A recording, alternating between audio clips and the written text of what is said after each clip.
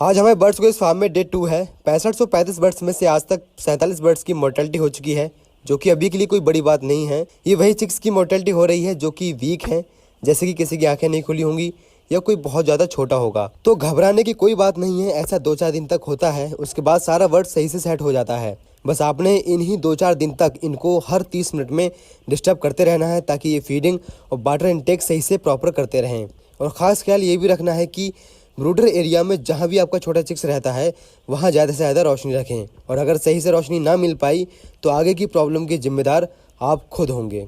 तो जैसे कि आप लोग देख पा रहे हैं, हमारे फार्म में ब्रूडर एरिया में जहाँ भी छोटे चिक्स है वहाँ पर हर तरफ सही तरीके से रोशनी फैली हुई है। तो कम से कम आप लोगों को इतनी रोशनी चिक्स के लिए रखना लाजमी है।